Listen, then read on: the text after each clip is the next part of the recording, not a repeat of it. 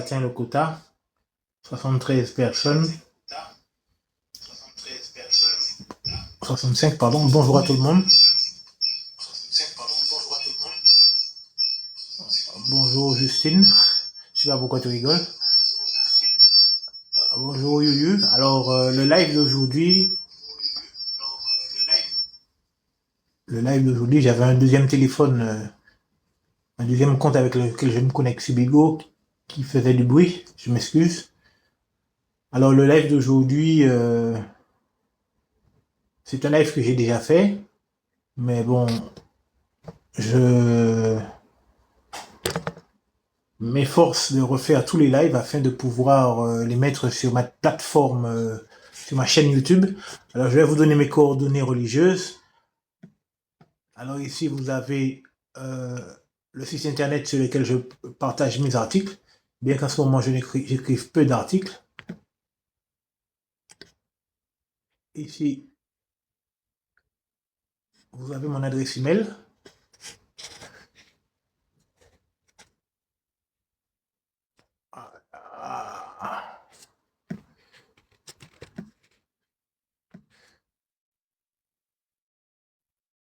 Mon adresse email.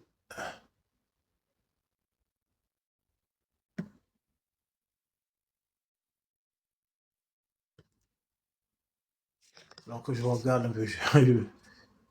Donc, mon site internet, mon adresse email.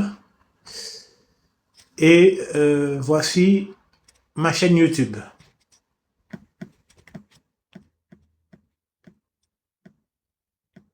Chaîne YouTube. C'est simple, c'est mon nom, hein, en minuscule. Voilà, comme ça, vous avez les trois. Si vous désirez, je les repartagerai à la fin du live. Donc, le live d'aujourd'hui a pour thème la prophétie des 3000 ans. Alors, peut-être que vous l'avez déjà entendu, puisque c'est pas la première fois que je fais ce live. De quoi s'agit-il? Eh bien, en fait, il s'agit d'une prophétie que Jésus-Christ a faite avant de mourir, avant d'être tué, au début de son ministère même, qui contient en fait, qui contient deux réalisations. Alors, de quoi s'agit-il? Eh bien, on trouve la déclaration de Jésus-Christ en question dans Jean chapitre 2, le verset 19, où Jésus dit aux pharisiens qui l'interrogent à propos des œuvres de puissance qu'il accomplit, il dit, détruisez ce temple et je le relèverai en 3 jours. Alors, il y avait un temple à Jérusalem, qui je rappelle Yerushalom, maintenant dans ma Bible c'est comme ça que ça va s'appeler, Yerushalom, qui se trouvait, je le rappelle, non pas en Palestine, mais en Afrique du Nord. Eh bien, il y avait un temple dans la Yerushalom antique, et les pharisiens, tout naturellement, ont cru que Jésus-Christ parlait du temple physique. Mais en réalité, il parlait du temple de son corps. Il le leur a expliqué, ils ont bien compris ce que Jésus-Christ voulait dire, puisque à la mort de Jésus-Christ, les pharisiens ont prétendu que Jésus-Christ, que les disciples du Christ allaient voler son corps au bout du 3e jour, parce que Jésus-Christ avait prophétisé qu'il serait ressuscité au bout de 3 jours. Donc les pharisiens avaient bien compris la déclaration de Jésus-Christ. Ils avaient bien compris que Jésus-Christ ne parlait pas du temple physique, il n'avait pas l'intention de détruire le temple qui était à Yerushalom, mais qu'il parlait du temple de son corps. Effectivement, le corps humain est un temple, c'est le temple de l'Esprit Saint, nous explique l'apôtre Paul. L'apôtre Paul nous explique que nous sommes des membres appartenant au Christ, et en tant que membres appartenant au Christ, qui est le temple de l'Esprit Saint, Jésus-Christ, le temple principal, nous sommes aussi en quelque sorte des pièces de ce temple, puisque nous recevons par l'intermédiaire de Jésus-Christ, si nous remplissons les conditions requises, nous recevons l'Esprit Saint. Donc nous sommes aussi partie intégrante de ce temple. C'est pourquoi l'apôtre Paul a pu dire, vous êtes le temple de Dieu. Alors ça nous donne des responsabilités quant à notre conduite, puisque l'apôtre Paul dit, celui qui détruit le corps, le temple de Dieu, en parlant de ces réceptacles, des réceptacles de l'Esprit Saint que sont nos cerveaux, il dit, celui qui détruit le temple de Dieu, Dieu le détruira. Donc, nous avons une responsabilité quant à notre conduite en rapport avec l'Esprit Saint que Dieu nous donne pour ne pas faire fuir l'Esprit Saint. Mais est-ce que la prophétie de Jésus-Christ s'arrêtait seulement au temple de notre esprit? Eh bien non, puisque nous savons qu'il y a une application plus importante du temple qui nous est expliquée par l'apôtre Paul, puisque nous savons qu'il existe, symboliquement parlant, un temple spirituel. Ce temple spirituel représente toutes les dispositions prises par Dieu pour que l'être humain puisse l'adorer. Alors, parmi ces dispositions que Dieu a prises, il y a la dotation de l'homme d'un esprit capable de s'élever jusqu'à la dimension où Dieu existe, où Dieu habite. Parce que je le rappelle, nous avons un corps physique, mais nous avons aussi un corps spirituel qui n'est pas, contrairement à ce qu'on peut le croire, immortel, mais qui est intrinsèquement lié à notre corps physique. Il prend naissance, ce corps spirituel, dans la dimension créée par notre cerveau. Notre cerveau, c'est un outil qui sert à créer une dimension. Ma journée, merci de t'en soucier. J'ai passé une journée plutôt occupée. J'ai eu beaucoup de choses à faire parce que je fais une traduction de la Bible et je dois me dépêcher de la terminer avant que des événements très graves ne se produisent. Voilà. Pour cette année, il est prévu, et si tu fais bien en parler, je fais une petite parenthèse, excusez-moi, il est prévu pour cette année ce qu'on appelle, ce que l'OMS appelle le grand reset sanitaire. C'est-à-dire qu'ils ont prévu de nous refaire le coup de 2019 avec le Covid. Et ils ont avancé des dates. Ils ont un calendrier très précis. Hein. En mars, ils avaient une date. Il ne s'est rien passé. Je m'attendais à ce qu'il se passe quelque chose, mais il ne s'est rien passé. Et dans ce calendrier, ils ont aussi d'autres dates. Ils ont en septembre. Ce calendrier pointe le mois de septembre. Et aussi le mois de décembre. Alors, qu'est-ce qui va se passer? Je sais pas. Est-ce qu'il va se passer quelque chose? Je ne sais pas. Mais en tout cas, ils ont prévu de faire un chamboulement est tellement important qu'ils appellent ça le grand reset sanitaire. C'est prévu pour cette année, en septembre ou en décembre. Alors, qu'est-ce qui va se passer? J'en sais rien. Mais en tout cas, je tiens à ce que la Bible que je traduis en ce moment soit terminée pour bien avant le mois de septembre. J'espère l'avoir terminée pour le mois d'août, afin que les personnes puissent la télécharger, puisque si jamais il n'y a plus d'électricité, si jamais, enfin bref, s'il y a une catastrophe, s'il nous prépare une catastrophe majeure et que les personnes n'ont pas la possibilité d'aller sur Internet lire la Bible, pour qu'ils puissent la télécharger, je vais essayer de la mettre en PDF, enfin je vais faire un tas de trucs. En tout cas, j'espère. Si Dieu bénit mes efforts. Voilà. Alors donc, pour revenir à nos moutons, le temple spirituel de Dieu, ce sont toutes les dispositions prises par Dieu pour que l'être humain puisse l'adorer et entretenir avec lui des relations amicales. Là, ça s'appelle être en paix avec Dieu. Et parmi ces dons que Dieu, les dispositions que Dieu a prises, il y a le fait que l'homme dispose d'un corps spirituel assez puissant, plus puissant que ceux des animaux, puisque les animaux aussi ont le même esprit que nous, la même force qui constitue cet esprit, simplement qu'ils n'ont pas autant de puissance que nous. Eh bien, cet esprit est capable de monter, de s'élever, d'élever sa conscience, notre conscience, jusqu'à prendre conscience de la présence de Dieu. Parce que Dieu, en fait, il n'est pas loin de chacun de nous, nous dit la Bible. Et nous pouvons le trouver si nous le cherchons réellement.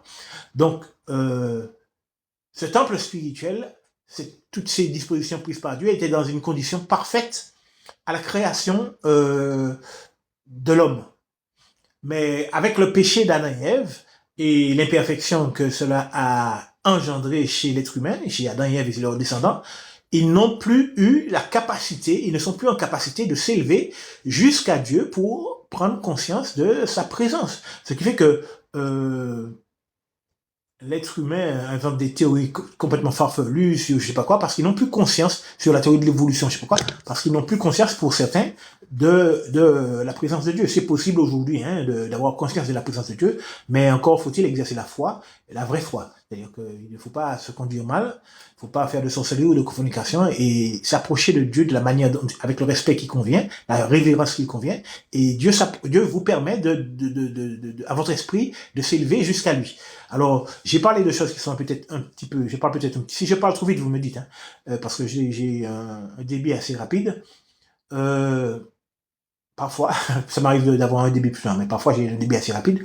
Alors, euh, j'ai parlé de choses assez un peu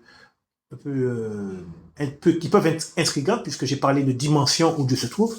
En effet, Dieu ne se trouve pas dans la dimension où nous sommes. Dieu n'est pas dans la dimension matérielle. Il est dans une dimension autre qui est régie par des lois fondamentales différentes de celles de l'univers dans lequel nous sommes. L'univers dans lequel nous sommes, par exemple, c'est l'une des rares règles que je connais en ce qui concerne cet univers, c'est que l'énergie se transforme en matière. L'énergie pure n'existe pas telle qu'elle dans l'univers. Elle se transforme systématiquement en matière.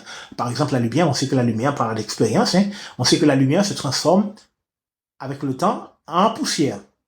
Voilà. C'est une expérience que vous pouvez chercher sur Internet. Hein. Mais bon, de toute façon, je ne suis pas là pour ça, pour en parler, mais on sait, scientifiquement parlant, que l'énergie se transforme en matière avec le temps. Et c'est le cas de la lumière, qui est une forme d'énergie.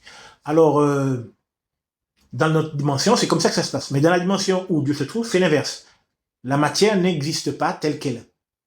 La matière est transformée, si elle passe dans cette dimension, en énergie pure.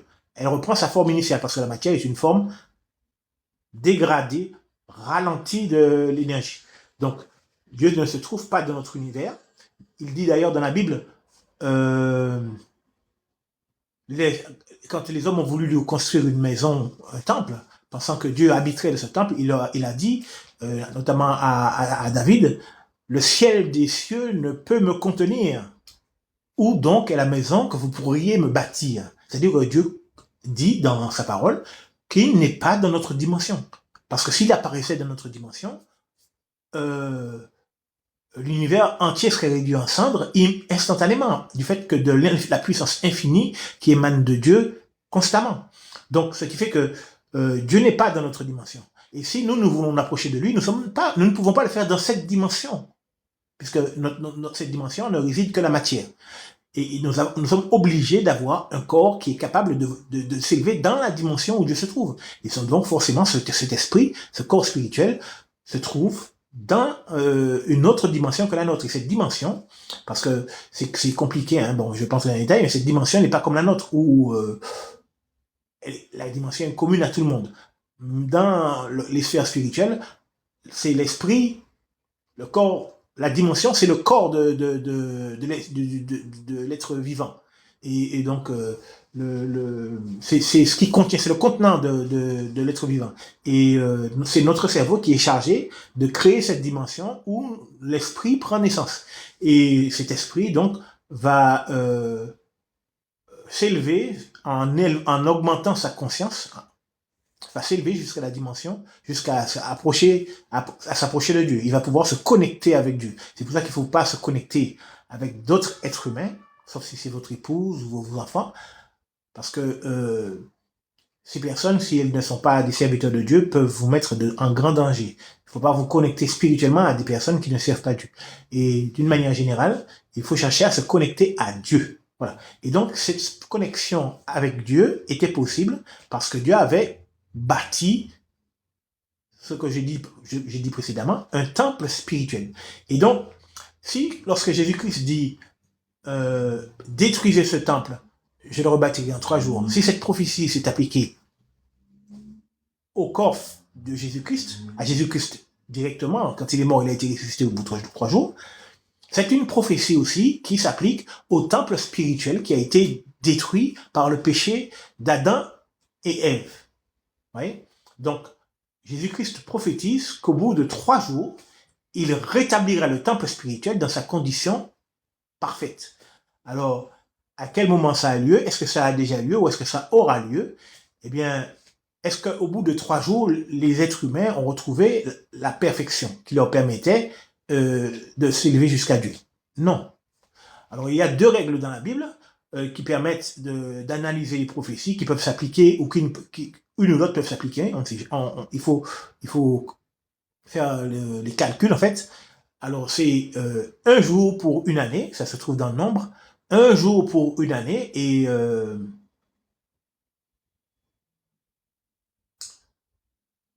cette règle s'applique pour plusieurs autres prophéties bibliques qui sont déjà réalisées, mais on peut se poser la question, est-ce qu'elle s'applique à ce que Jésus-Christ a dit? Est-ce que quand il disait au bout de 3 jours, je rebâtirai le temple, est-ce qu'il parlait de 3 années? Alors on peut se poser la question, est-ce qu'au bout de 3 années, le temple spirituel a été rebâti?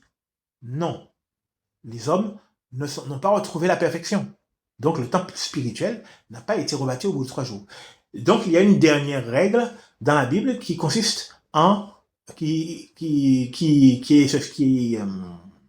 règle s'exprime ainsi: 1 jour pour Dieu est comme 1000 ans, et 1000 ans comme un jour. Et donc, cela signifie que lorsque dans une prophétie, on parle d'1 jour, eh bien, il peut s'agir de 1000 ans. Alors, puisqu'il y a 3 jours, ça fera 3000 ans.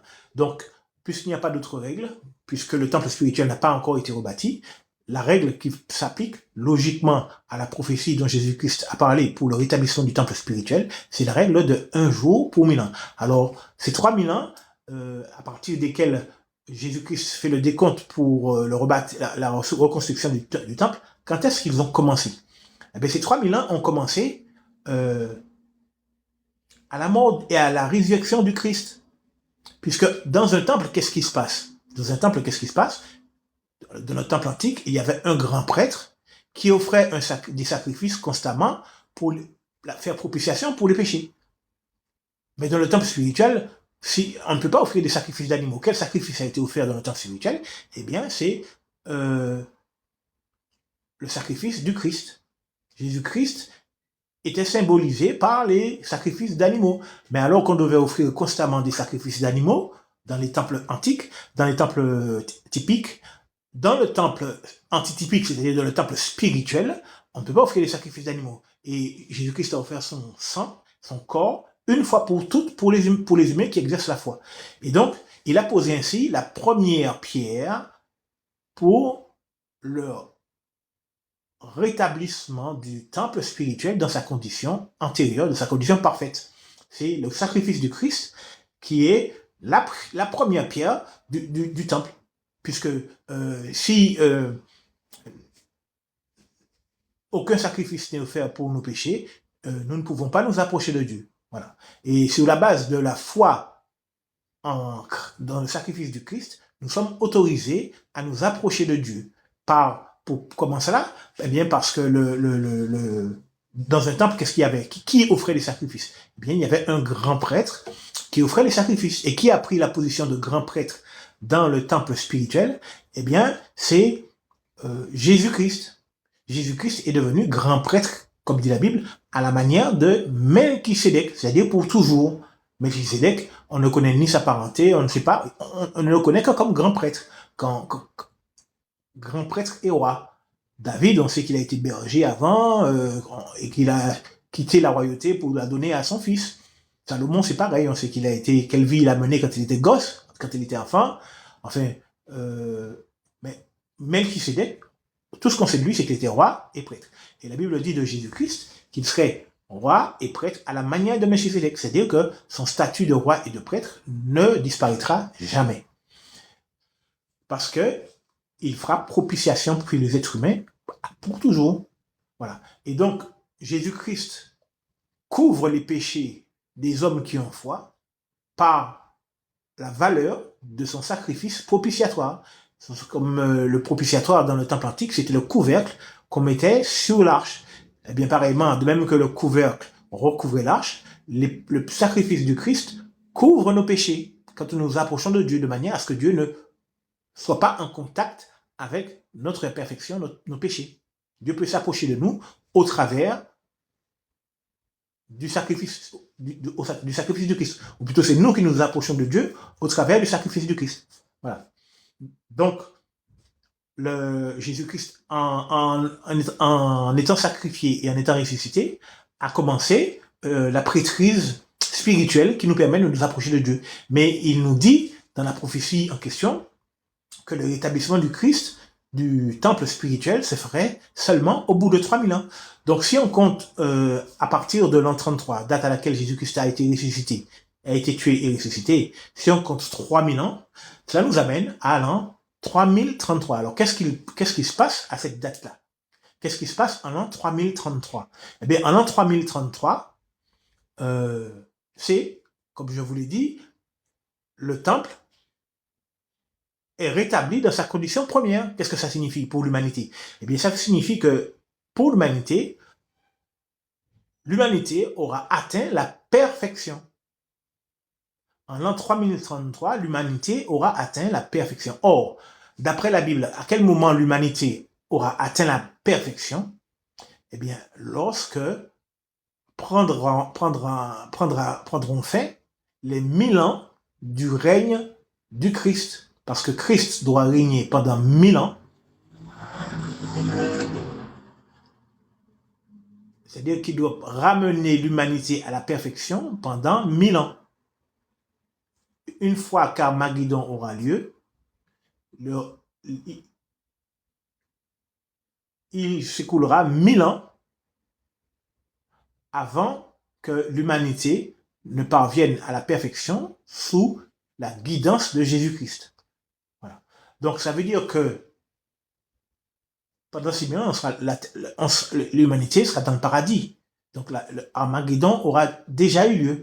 Armageddon aura eu lieu 1000 ans avant 3033. Ça veut dire que Armageddon, techniquement, ne peut pas arriver après l'an 3033.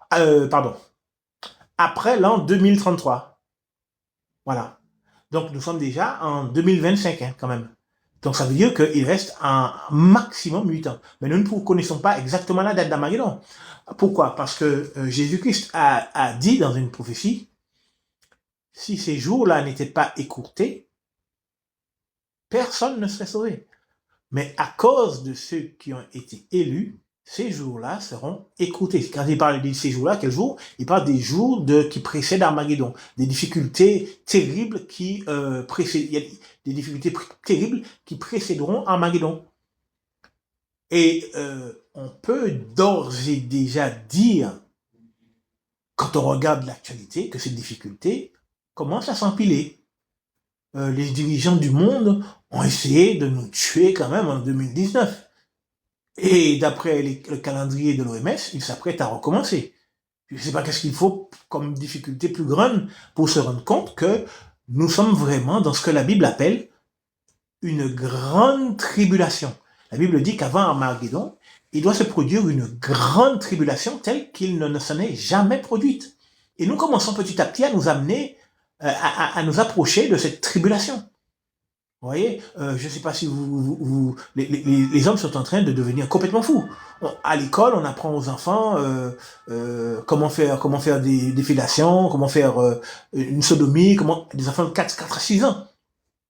On leur apprend tout ce qu'il y a à ne pas savoir pour un enfant de cet âge sur les relations sexuelles. Et on leur dit, tu peux avoir des relations sexuelles avec un adulte ou tu peux pas. Si tu veux, tu peux. Si tu veux, tu peux pas. Si t'as pas envie, ouais, voilà. Voilà ce que les gens qui nous dirigent apprennent aux enfants de 4 à 6 ans. Et la Bible, ça réalise ainsi une prophétie de la parole de Dieu qui disait que les hommes prendraient honte de leurs grands arbres.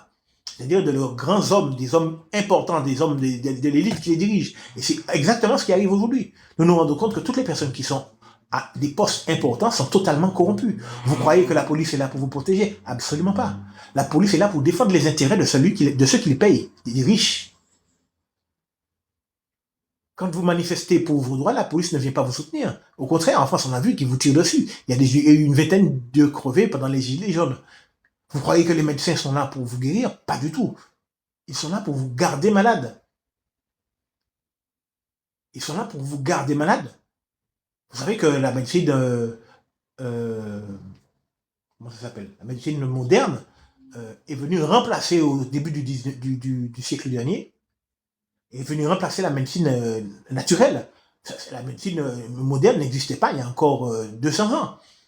C'est euh, sous l'influence des Rothschild qu'on a fait fermer comment ça s'appelle, j'ai oublié le nom. Oh, j'ai trop de mémoire. C'est sous l'influence des Rothschild qu'on a fait interdire la médecine naturelle, sous prétexte qu'on ne savait pas les conséquences d'absorber des produits naturels. Ils ont prétendu que c'était dangereux. Hein? Et ils nous donnent des produits chimiques. Les produits chimiques, c'est pas dangereux. Et ces produits chimiques-là, donc, sont produits par les personnes qui ont fait interdire la médecine naturelle.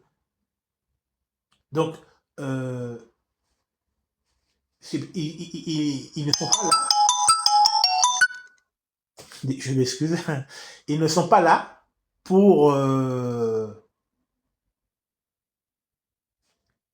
Ils ne sont pas là pour prendre soin de nous. Ils sont là pour nous garder malades, pour que nous achetions des médicaments. Je m'excuse. Hein.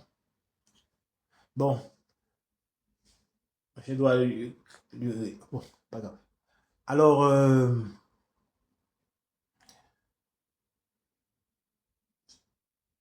toutes ces choses nous montrent effectivement que la prophétie de la Bible concernant les grands hommes qui nous feraient honte se réalise. Et elle devait se réaliser quelque temps avant Armageddon, peu de temps avant Armageddon. Vous pouvez relire dans la Bible, dans le livre de Matthieu, chapitre 24, tous les signes que Jésus-Christ décrit concernant l'époque qui va arriver, la fin du monde. Donc nous savons que nous approchons de la fin du monde, et à cause des événements qui approchent, Jésus-Christ, dit la Bible, Jéhovah, Dieu, dit la Bible, sera obligé de rapprocher la date d'Armageddon. Donc Armageddon, clairement, n'arrivera pas en 2033, elle arrivera avant 2033. C'est pourquoi il vous faut vous réveiller si ce n'est pas déjà fait. Et il faut chercher dès à présent la protection de Dieu, parce que l'une des catastrophes les plus grandes qui arrivent, l'une des catastrophes les plus grandes qui doit arriver avant la fin du monde, c'est la destruction des religions, la destruction totale des religions. Et je ne sais pas si vous savez, mais l'ONU a déjà commencé les préparatifs en vue de la destruction des religions. Ils sont déjà en train de se renseigner pour savoir qui appartient à quelle religion. Ils sont peut-être déjà venus vous poser la question, ah, tu appartiens à quelle religion? Tu te réunis avec quelle... Enfin, ils vous posent des questions innocentes, mais ils font des listes en ce moment. Et ils ont parqué dans des endroits un peu secrets comment ça s'appelle, des milliers de cercueils de cercueils aux États-Unis, ça s'appelle les FEMA. Ils ont des champs entiers dans lesquels il n'y a que des cercueils prévus pour accueillir les corps des personnes qu'ils vont détruire qu'ils vont tuer lorsqu'ils vont détruire leur religion. Donc une telle destruction va se produire en un éclair. Elle va surprendre tout le monde. C'est pourquoi je ne cesse de répéter à toutes les personnes qui sont dans mes lives, il faut absolument que vous sortiez des religions. N'essayez pas de changer de religion. Elles ont déjà été condamnées par Dieu. Toutes les religions sont au service des francs-maçons. Toutes les religions ont été phagocytées par les francs-maçons, et tous ceux qui prétendent être des pasteurs, des prêtres, des anciens, je sais pas quoi, aujourd'hui, ils sont tous francs-maçons. Parce que vous ne vous êtes jamais posé la question, pourquoi on ne voit pas de faux prophètes? Il n'y a personne qui vient et vous dit, moi je suis un faux prophète. Non? Mais vous regardez partout autour de vous, est-ce que vous voyez un faux prophète, quelqu'un qui se démarque en tant que faux prophète? Non? Non, vous voyez rien. Pourquoi? Est-ce que Jésus-Christ s'est trompé? Puisque Jésus-Christ avait dit qu'il y aurait beaucoup de faux prophètes. Et l'apôtre Jacques, lui, a dit qu'il y aurait beaucoup d'antichrists. Ils sont où les antichrists? Ils sont où les faux prophètes? On ne les voit pas. Pourquoi? Mais parce que de même que le diable se fait passer pour un ange de lumière, dit la Bible, ces ministres, les ministres du diable, se font passer pour des ministres de justice. Donc aujourd'hui, les faux prophètes, il ne faut pas chercher, les faux prophètes se trouvent parmi vous. Quand la Bible dit qu'il y en aurait beaucoup, c'est beaucoup. La plupart des gens qui se disent prêtres, pasteurs, anciens, en fonction de la religion comme ils l'appellent, ce sont des francs-maçons, c'est-à-dire des gens qui sacrifient des enfants au diable, des gens qui ont des relations homosexuelles, des fornicateurs patentés, des pédophiles, qui, lors de leurs réunions secrètes, font des choses horribles. Donc, il faut que vous sortiez des religions, vous ne pourrez pas les changer, ce n'est pas possible. N'essayez pas de changer les religions de l'intérieur, il vous faut sortir des religions parce que la destruction des religions vous surprendra, si vous ne sortez pas, elle vous surprendra à l'intérieur. Lorsque ça commencera, personne ne pourra échapper parce que les listes auront déjà été faites. Et pire que ça, Dieu aussi fait des listes. Il fait les listes des personnes qu'il va protéger lors de la destruction des religions.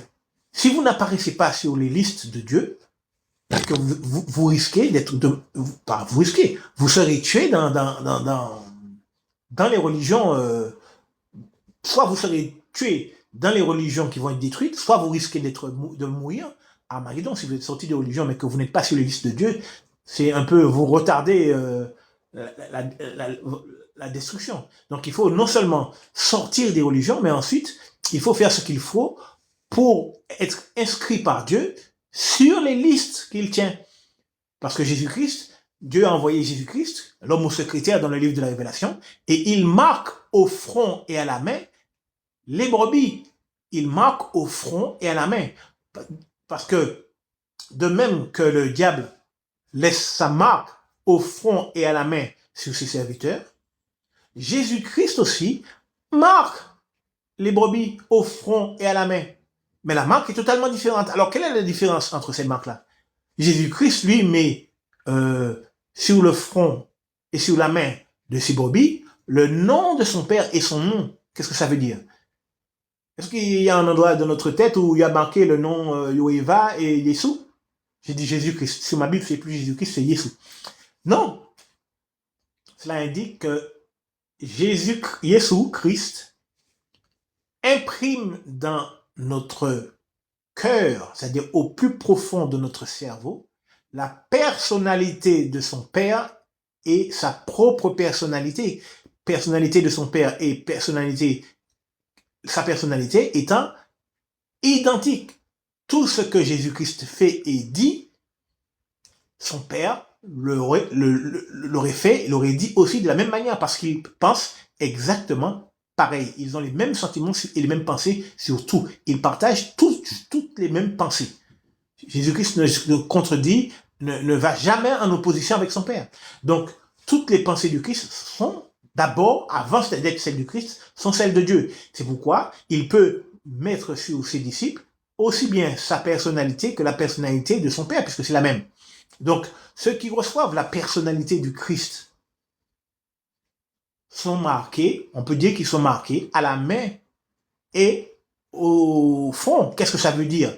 Eh bien, ça veut dire que leurs pensées seront conformes à la volonté de Dieu, la marque dans le cerveau, sur le front, et leurs actions seront conformes à la volonté de Dieu, la marque sur la main. Vous voyez, ce ne sont pas des marques réelles, c'est l'influence qu'elle va exercer sur la personne, la personnalité du Christ, que la personne doit s'efforcer d'entretenir, parce que ça n'est pas un dépôt qui est là et qui reste en permanence. Chacun doit s'efforcer de nourrir cette personnalité par des pensées tirées de la Bible.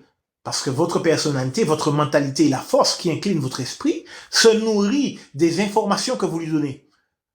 Or, le diable avec sa propagande cherche à nous submerger d'informations impures, d'informations contaminantes. Donc nous devons combattre le travail que fait le diable contre nous. Nous devons le combattre en lisant la Bible, en méditant et en priant et en agissant en accord avec ce que nous avons lu, ce que nous avons médité et ce que nous avons demandé dans la prière. Voilà. Et c'est ainsi que nous allons combattre la propagande du diable qui essaye d'enlever de notre cœur la personnalité du Christ. Voilà. Donc, Parallèlement, de manière identique, et en même temps de manière contradictoire aussi, si la marque du Christ concerne la marque du Christ et de son père Yoéva concerne la personnalité, la marque que le diable donne à ses serviteurs concerne aussi la personnalité. Alors il y a une religion qui dit que c'est la marque la marque du diable, c'est une puce, la puce qu'on a à la main ou une puce dans... Non, non. La marque du diable consiste, je le répète, en la personnalité du diable qu'il va inscrire dans l'esprit de ceux qui acceptent de l'adorer. Peu ou prou, vous pouvez très bien ne pas savoir et pourtant adorer le diable. Donc la marque sur le front, c'est la marque qui va influencer vos pensées, la personnalité du diable qui va chercher ainsi à influencer vos pensées pour qu'elles soient condamnées par Dieu, et que ces pensées vous poussent à agir de manière à faire des choses que Dieu condamne. Et ça, c'est la marque sur la main. La main représente les actions et le cerveau représente les pensées. Donc, c'est ainsi que ça se passe pour tous, que ce soit des serviteurs de Dieu ou des serviteurs du diable. Nous sommes tous bâtis sur le même modèle. C'est-à-dire que nos pensées imprègnent notre mentalité, imprègnent la force qui incline notre esprit. Cette force qui incline notre esprit va nous pousser à l'action. Notre mentalité, ce qu'on aime ou ce qu'on n'aime pas, les priorités qu'on se fixe, ça va nous pousser à l'action. Et c'est ça qui sera, ces actions-là qui seront la marque sur la main. Soit, si ce sont de bonnes actions, la marque du Christ. Si ce sont des mauvaises actions, la marque du diable.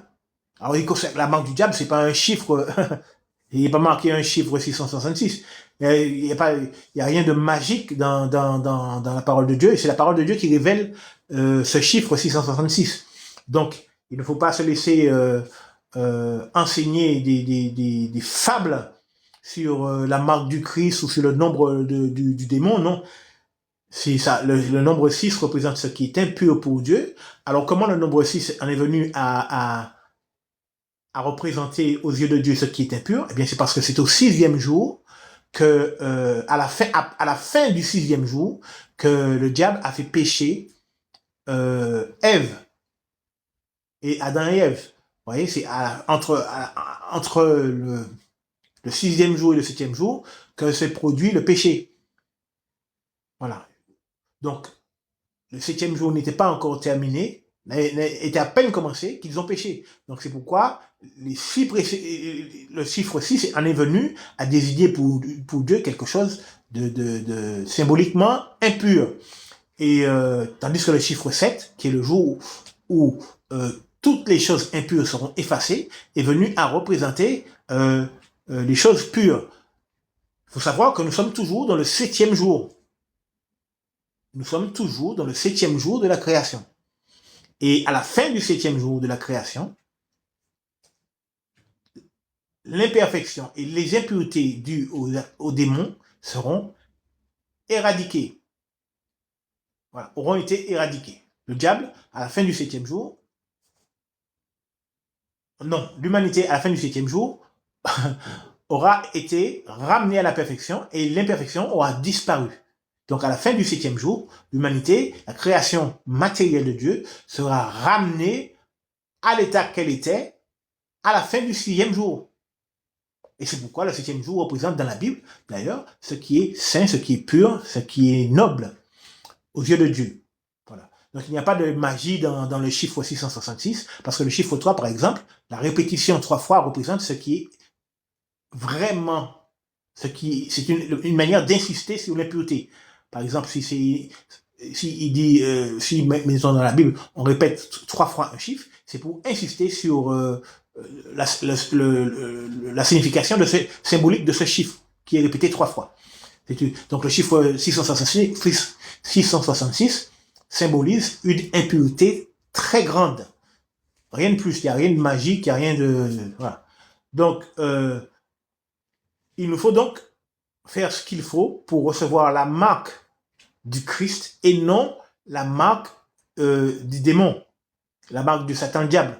Parce que quiconque reçoit la marque de Satan le diable se conduira d'une manière qui ne lui permettra pas d'entrer dans le paradis. Donc nous devons lutter fermement pour que nous recevoir la marque du Christ, ce qui n'est possible qu'en lisant la Bible avec assiduité. Voilà. Afin de vous préparer aux événements qui arrivent avant Armageddon, qui, je le rappelle, est vraiment très proche. Et l'événement le plus important avant Armageddon, encore une fois, c'est la destruction des religions. Et ça se produira en 1 heure, dit la Bible. C'est-à-dire que ce sera extrêmement rapide. C'est 1 heure symbolique, bien entendu. Ça se produira en 1 heure, c'est-à-dire que ça ira vraiment très vite. Alors j'espère que j'ai réussi à vous motiver afin que vous cherchiez à connaître Dieu. Ça n'est pas difficile. Il suffit de lire la Bible et de vous approcher de lui avec révérence. Cherchez vraiment à connaître Dieu et il s'approchera de vous si vous lisez la Bible. Voilà.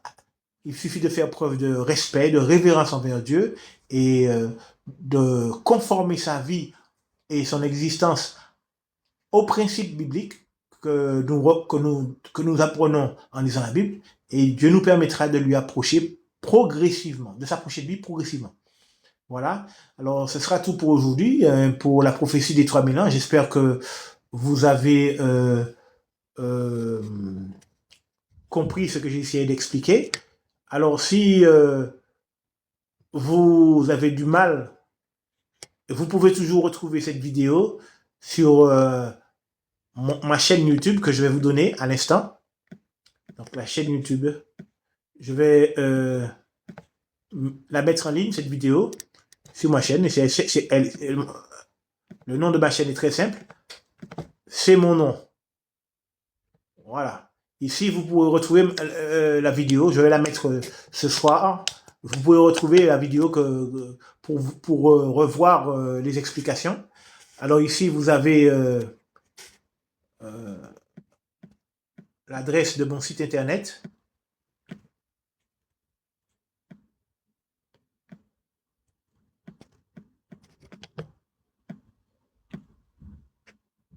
Et enfin, mon adresse mail religieuse.